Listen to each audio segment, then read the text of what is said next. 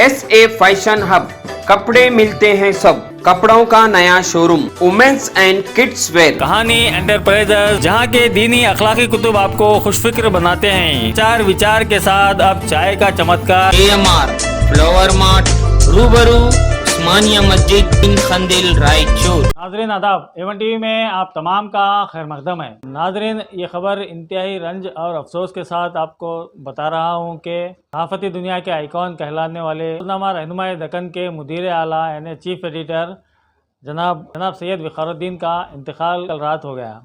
आज उनकी तदफीन अमल में लाई गई। सैयद वक़ारुद्दीन एक आलमी शख्सियत थे। इनका इंतकाल एक अहद का ख़ात्मा कहलाता है, एक दौर का ख़ात्मा कहलाता है। अपने दौर के मुअज़्ज़िज़ लोगों में उनका शुमार होता है। इनका ख़ानदान ही सहाफ़ती ख़ानदान कहलाता है। इनके बड़े भाई तकरीबन आज़ादी से पहले से ही रहबर दक्कन नामी अखबार निकाला करते थे और इन्होंने आज़ादी के बाद रहनुमाए दक्कन नामी अखबार की इजराई अमल में लाई।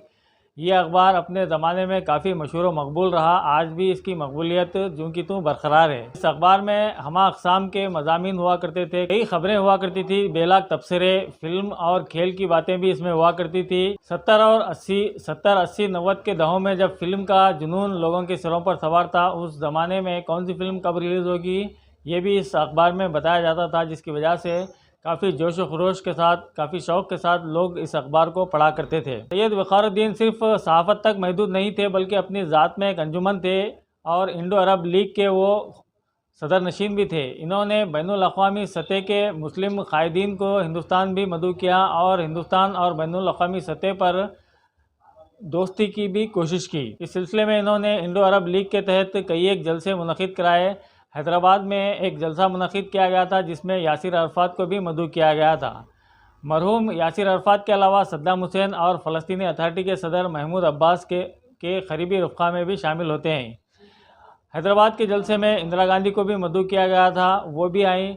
उसी जलसे में यासिर अरफ़ात ने इंदिरा गांधी को अपनी बहन कहा था और इंदिरा गांधी ने यासिर अरफ़ात को अपना भाई कहा था। इस तरह दो मुल्कों के दरमियान दोस्ती पैदा करना और ताल्लुक़ात को इस्तेवार करने में इनकी काफ़ी मेहनत रही है। साथ ही साथ फ़लस्तीनी काज के लिए उन्होंने काफ़ी काम किया है, जिसके लिए इन्हें बैनुल अक़वामी सतह के कई एवार्ड्स भी हासिल हुए हैं। इनके इंतकाल से सहाफ़त के दोस्त अहबाब सोगवार नज़र आ रहे हैं।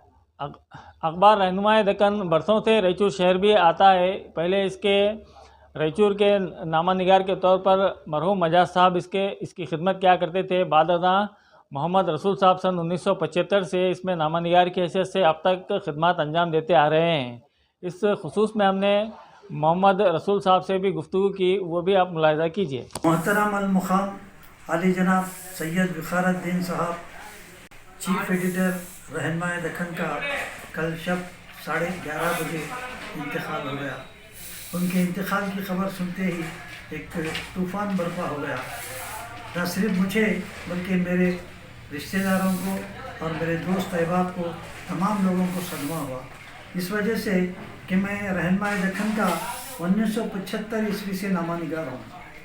मेरे और मरहूम के रवाबित बेइंतहा नज़दीक के थे।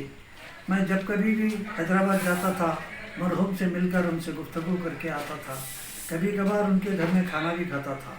मरहूम बहुत दिनों से इंडो अरब लीग के सदर थे और बहुत दिनों से शहर हैदराबाद में वो जलसे किया करते थे, जिसमें इंदिरा गांधी साहिबा को भी एक बार बुलाया गया था। जब इंदिरा गांधी साहिबा हैदराबाद आए थे, जब उस वक्त मैं और समद सिद्दीकी साहब दोनों ने शिरकत की थी और वो जलसा अटेंड किया था।